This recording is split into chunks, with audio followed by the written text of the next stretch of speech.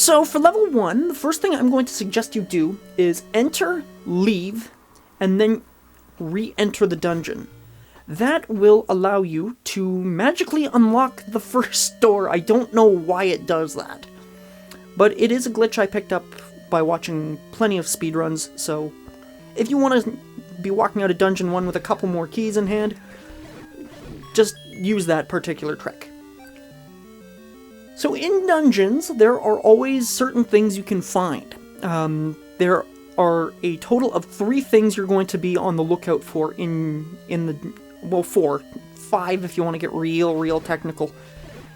In the dungeons, you're going to be looking for the map, the compass, the heart container, the treasure, and the Triforce.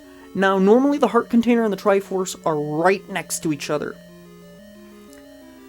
So, just be kind of on the lookout. When you find a big, scary-looking enemy, kill it. You're most likely going to get the heart container, and then from there, just beyond him is the Triforce room.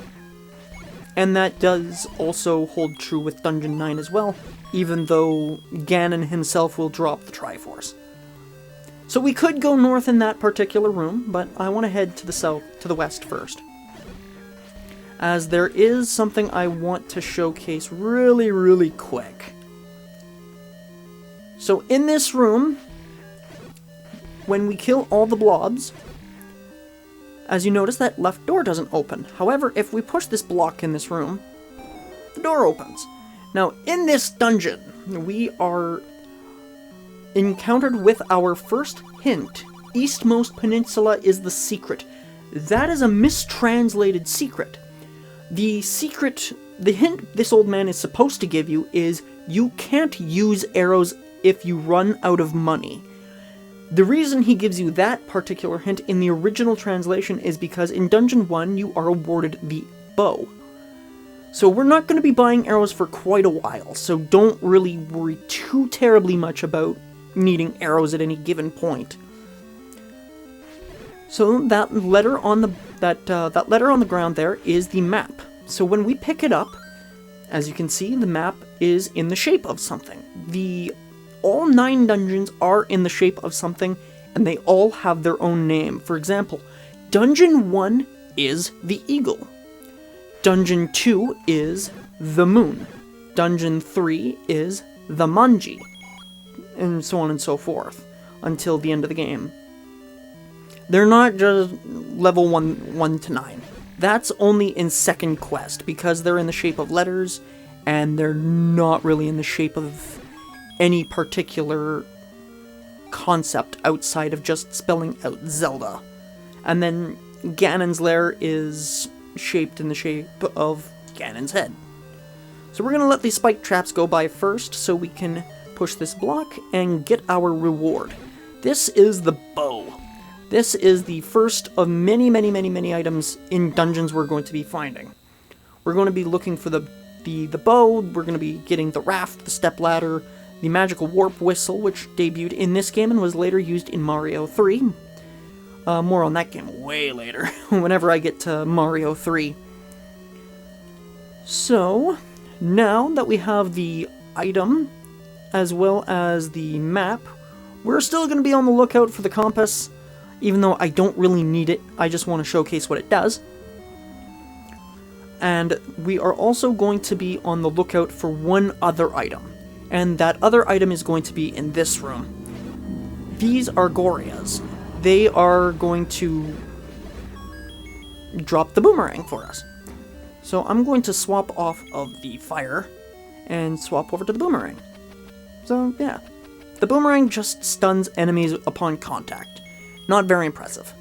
So if we put a bomb on this wall, you can see it blows a hole in the wall. There are holes like this in almost every dungeon. So if you don't know where to go, bomb every wall. So this is the compass. I know it looks like a checker, but it's the compass.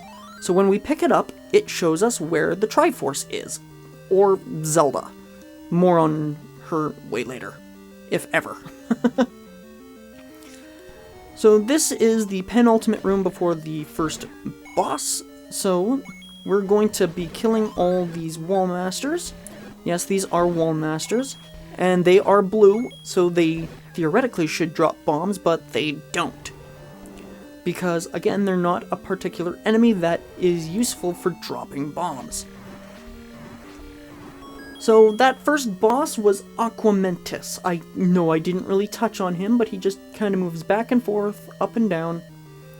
And he also throws 3 fireballs, which can be blocked with the magical shield. He has a total of 6 HP, so 3 shots to the horn with the white sword is enough to defeat him. Or 1 shot with the wooden sword and 1 bomb is enough to defeat him, as bombs do a total of 4 damage. So, the fireballs do 1 damage, but his main body does 2. So whenever you beat a boss, it will always drop a heart container. And then right behind Aquamentus is our first piece of the Triforce.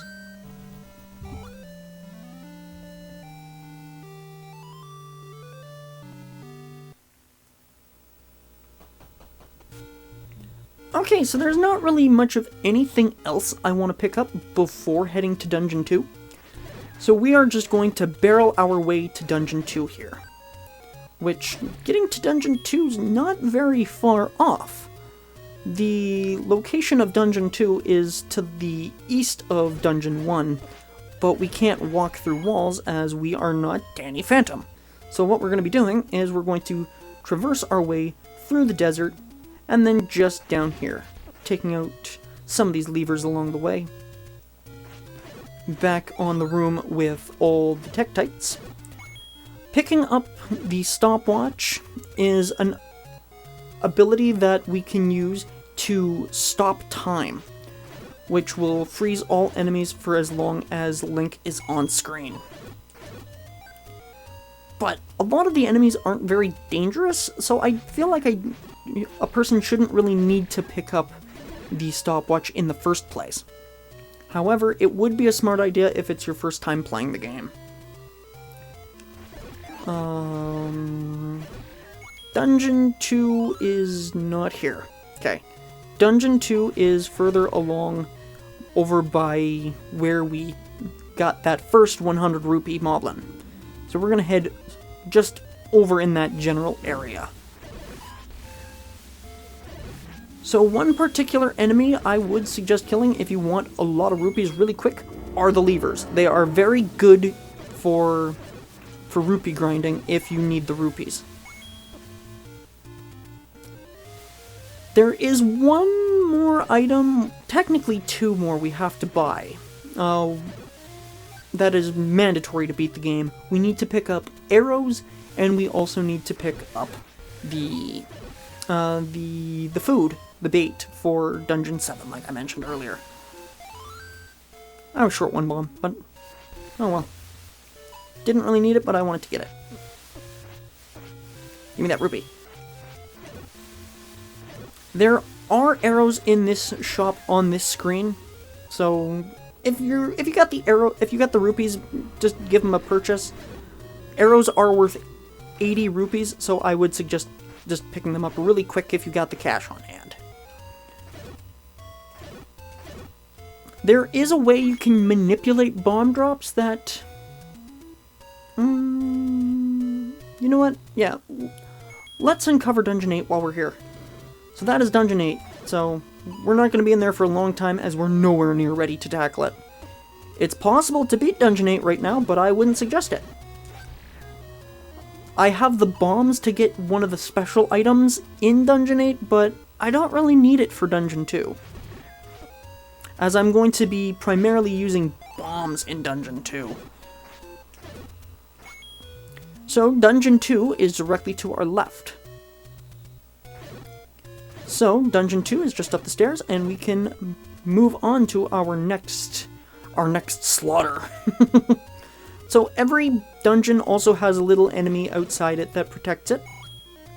Dungeon 1 was a red Octorok, which is one of the easiest enemies in the game. Dungeon 2 has a blue Octorok, which is a little bit more difficult than Dungeon 1's Guardian. So Dungeon 2 has one item for us, and that is the magical boomerang. You don't really need to get yourself the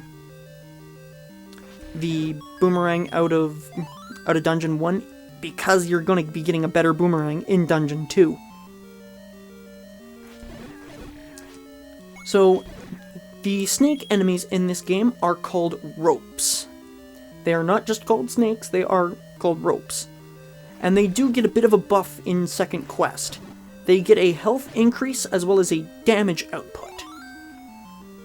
So what just happened is a phenomenon in this game that occurs when you kill what is known as the master enemy, or the ringleader or the boss enemy.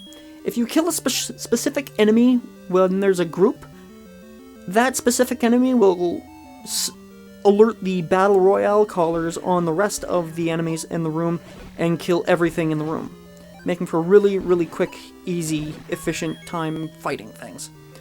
So the blue boomerang is the magical boomerang. So we immediately traded in our wood boomerang for the magical boomerang.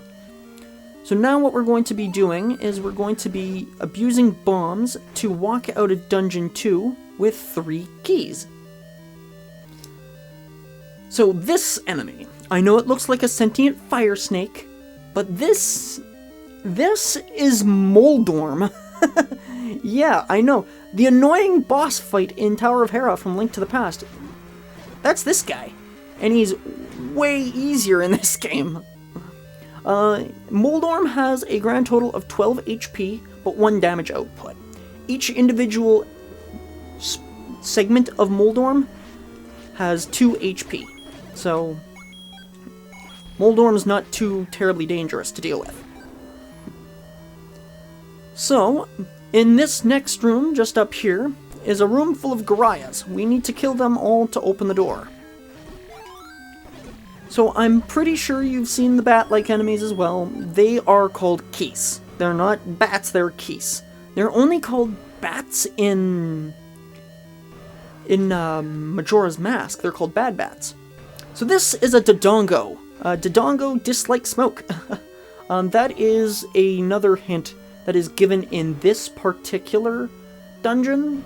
Dodongo dislike smoke is a hint that wasn't really changed, so you don't really have to be too concerned with why the hint is so cryptic. So, to kill a Dodongo, there's 2 ways you can go about this. You can either A, drop a bomb in its mouth twice to kill it, or 2 immediate bombs. The second bomb will stun the Dodongo, giving you a free stab at it, immediately killing it. So Dodongos aren't too terribly difficult to kill. So this was the moon. This was Dungeon 2. Real short, sweet, and to the point.